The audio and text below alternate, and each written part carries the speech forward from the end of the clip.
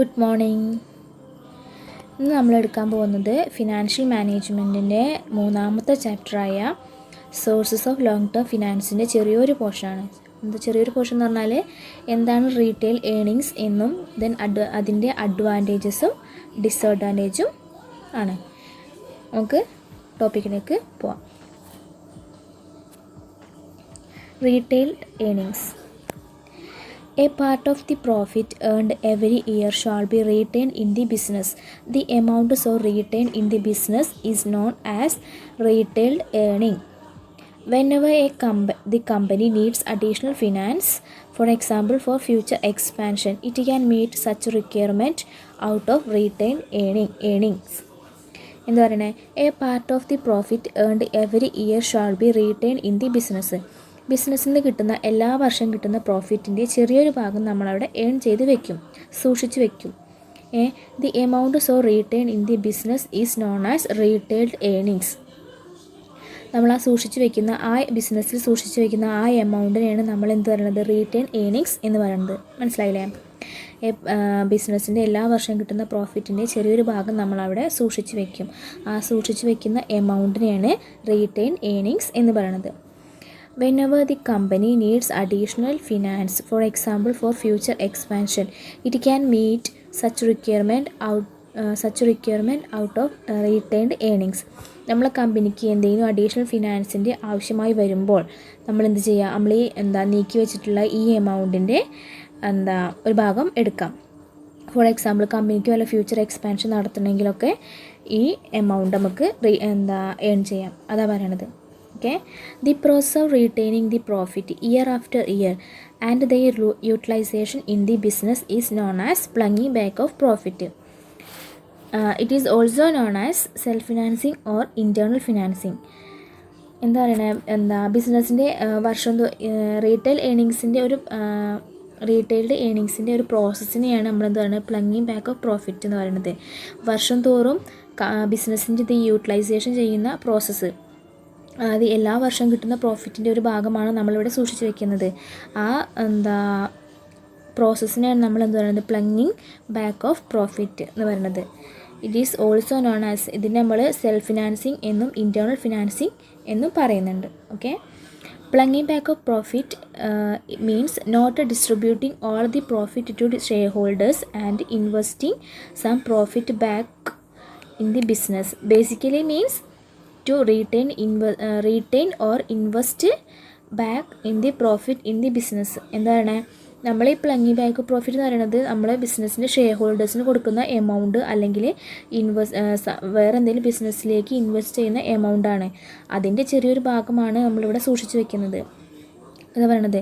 പ്ലങ്ങിങ് back of profit means not distributing all the profit to the share ഹോൾഡേഴ്സിന് distribute ചെയ്യുന്നില്ല. And investing some profit back in the business, വേറൊരു ബിസിനസ്സിലേക്ക് നമ്മളത് invest ചെയ്യുന്നില്ല എന്നാ പറയണത്. It basically means retain or invest back the profit in the business. നമ്മളത് ബിസിനസ്സിൽ തന്നെ റീറ്റെയിൻ ചെയ്യാൻ വേണ്ടിയിട്ട് ഇൻവെസ്റ്റ് ചെയ്യാണ്, ബിസിനസ്സിൽ തന്നെ ഇൻവെസ്റ്റ് ചെയ്യാണെന്നാണ് പറയണത്. Okay, retail earnings are source of long term finance. Long term ഫിനാൻസിൻ്റെ ഒരു സോഴ്സാണ് റീറ്റെയിൽ ഏണിങ്സ് എന്ന് പറയുന്നത്. This belonging to equity share holders. Equity share ഹോൾഡേഴ്സിനാണ് കൂടുതൽ ഇത് ഉപയോഗിക്കുന്നത്. ഓക്കെ അല്ലേ? ഒക്കെയാണെന്ന് വിചാരിക്കുന്നു. നമുക്ക് അടുത്തത് then advantages of using retail earnings. എന്തൊക്കെ അഡ്വാൻറ്റേജാണ് ഇതുകൊണ്ടുണ്ടാവുന്നതെന്ന് നോക്കാം. അഡ്വാൻറ്റേജസ് ടു കമ്പനിക്കുള്ള അഡ്വാൻറ്റേജസ് എന്താണ്? It does to involve any expect cost, അതായത് വ്യക്തമായിട്ടുള്ള ഒരു ചിലവ് അവിടെ കാണിക്കും. It more dependable that external സോഴ്സിനാണ് കൂടുതലും ഇമ്പോർട്ടൻസ് കൊടുക്കുന്നത്. It act as very economical method of financing. കൂടുതൽ എക്കണോമിക് മെത്തേഡിന് ആക്ട് ചെയ്യാൻ സാധിക്കുന്നു. അതായത് കൂടുതലും എക്കണോമിക് പരമായിട്ട് ഫിനാൻസ് ആക്ട് ചെയ്യുന്നുണ്ട്, അതാണത്. It enable to follow a stable dividend policy. ഒരു സ്റ്റേബിളായിട്ടുള്ള ഡിവിഡൻഡ് പോളിസി എനേബിൾ ചെയ്യാൻ സാധിക്കുന്നു. Then it increase the capacity of the company to raise future ഡെപ്റ്റിൻ്റെ It increase the capacity of the company to raise future debt. Future debtൻ്റെ capacity increase ചെയ്യാൻ സാധിക്കുന്നു. Then accumulation of reserve increase the financial strength of the company. കമ്പനീൻ്റെ future strength കൂട്ടാൻ സാധിക്കുന്നു. കൂടുതൽ accumulation വരുന്നതുകൂടി. Then to enable to redeem long term ലാബിലിറ്റീസൊക്കെ redeem ചെയ്യാൻ സാധിക്കുന്നു. Then to increase the reputation of the business. കമ്പനീൻ്റെ റെപ്യൂട്ടേഷനെ ഉയർത്താൻ സാധിക്കുന്നു. ഇത്രയാണ് കമ്പനീൻ്റെ അഡ്വാൻറ്റേജസ് എന്ന് പറയുന്നത്. 8 പോയിൻറ്റ്സ് ഉണ്ട്. It does not involve any explicit cost. It more dependable than external source. It act as a very economical method of financing. It enable to follow stable dividend policy. It increase the capacity of company to raise future debt. Accumulation of reserve increase the financial strength of the company. It enable to redeem long term liabilities. It increase the reputation of the business. Okay. Then advantages to shareholders. ഷെയർഹോൾഡേഴ്സിന് എന്തൊക്കെ advantages ഉണ്ടാകുന്നത് നമുക്ക് നോക്കാം. It enable a company to adopt a stable dividend policy. അതായത് നമുക്കൊരു stable ആയിട്ടുള്ള dividend policy enable ചെയ്യാൻ സാധിക്കും. അത് കാരണം this way earn good name. ആ കമ്പനിക്ക് ഒരു ഗുഡ് നെയിം ഉണ്ടായിരിക്കും. കാരണം സ്റ്റേബിൾ ആയിട്ടുള്ള ഡിവിഡൻഡ് പോളിസി ഉണ്ടാക്കുമ്പോൾ ആ കമ്പനീൻ്റെ റെപ്യൂട്ടേഷനും വർദ്ധിപ്പിക്കും. അതുപോലെ തന്നെ ഒരു ഗുഡ് നെയിം ഉണ്ടാക്കാൻ സാധിക്കുന്നു. ദെൻ അവരുടെ ഷെയർസ് ഇൻക്രീസ് ചെയ്യാനും മാർക്കറ്റിൽ വാല്യൂ ഷെയർസ് ഇൻക്രീസ് ചെയ്യാനും സാധിക്കും. അത് പറയണത്. It provide to earn investors and assurance of a minimum rate of dividend. Share ഇൻവെസ്റ്റേഴ്സിന് മിനിമം റേറ്റ് ഓഫ് ഡിവിഡൻഡ് കൊടുക്കാൻ സാധിക്കും. അതാണ് പറയണത്. It increase the earning capacity of business and the share holders are benefit. അതായത് ഷെയർഹോൾഡേഴ്സിന് നല്ലൊരു benefit ഉണ്ടാവും. അതേപോലെ തന്നെ ബിസിനസ്സിൻ്റെ കപ്പാസിറ്റി ഇൻക്രീസ് ചെയ്യാനും സാധിക്കും. അതാണ് പറയുന്നത്. Due to the ploughing back of profit the company need not issue new shares for future requirement capital. അതായത് ന്യൂ ഷെയർസ് ഇഷ്യൂ ചെയ്യേണ്ട. അത് പഴയ ഷെയർസ് വെച്ചിട്ട് തന്നെ ഇവർക്ക് ഇഷ്യൂ ചെയ്യാം. അതാണ് പറയണത്. This enable the existing share holders to retain the control. ആ ഇഷ്യൂ ചെയ്യുമ്പോൾ എക്സിസ്റ്റിംഗ് ഷെയർ ഹോൾഡേഴ്സിന് തന്നെ നമുക്കത് കൺട്രോൾ ചെയ്ത് വെക്കാൻ സാധിക്കും. അത് 4 അഡ്വാൻറ്റേജാണ് ഷെയർ ഹോൾഡേഴ്സിനുള്ളത്. To enable a company to adopt new stable dividend policy. To provide to the investors and assurance of a minimum rate of dividend. To increase the earning capacity of business and share holders are benefit.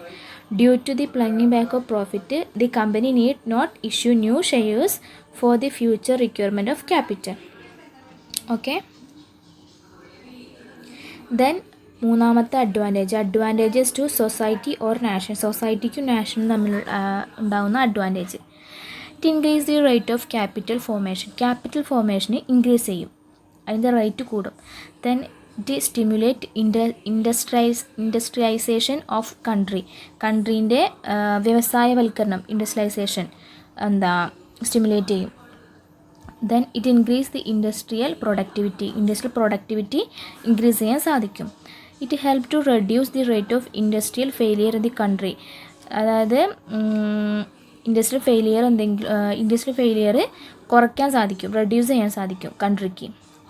To improve standard of living by providing employment. നമ്മളെ കമ്പനീൻ്റെ standard of living improve ചെയ്യും. എങ്ങനെ?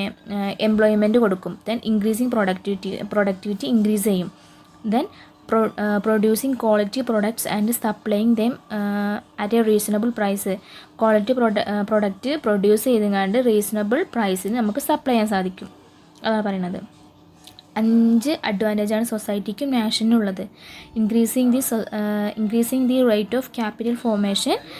It stimulate industrialisation of country. It increase industrial productivity.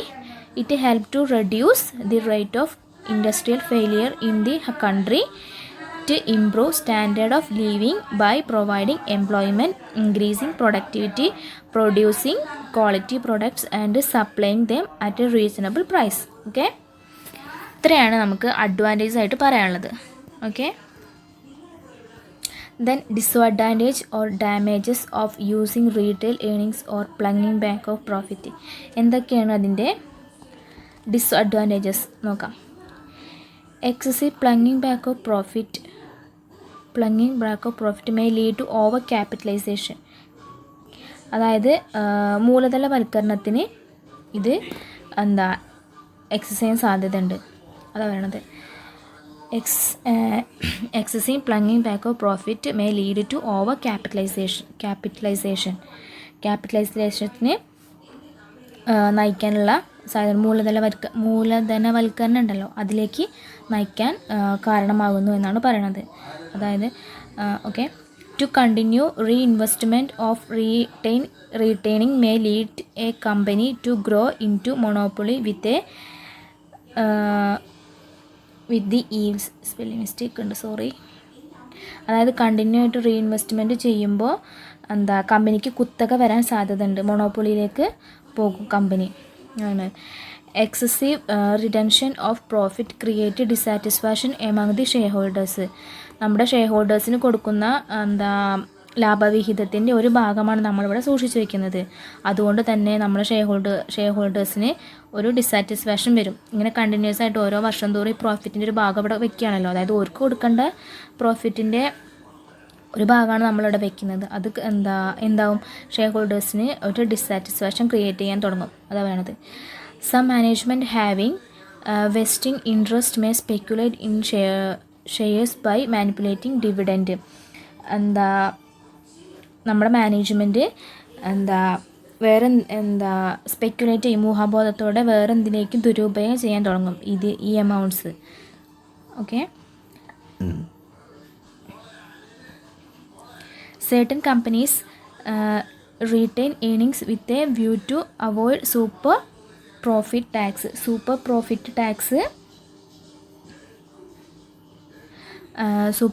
tax ഒഴിവാക്കിങ്ങാണ്ട് വരുമാനം നിലനിർത്താൻ നോക്കും അവർ. certain companies retain earnings with a view to avoid super profit tax avoid ചെയ്തുകൊണ്ട് ഉള്ള വരുമാനം അവിടെ നിലനിർത്താൻ നോക്കും അവർ.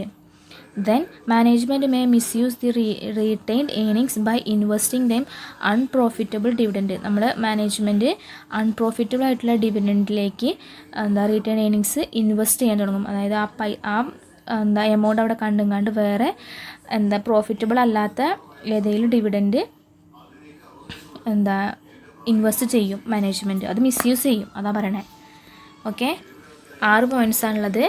Excessive ploughing back of profit may lead to over capitalisation. Continue reinvestment of retaining may lead a company to grow in to monopoly with all the evils. Excessive retention of profit creates dissatisfaction among the shareholders. Some management having vested interest may speculate in the shares by manipulating dividends. Certain companies retain earnings with a view to avoid super profit tax. Management may misuse the retained earning by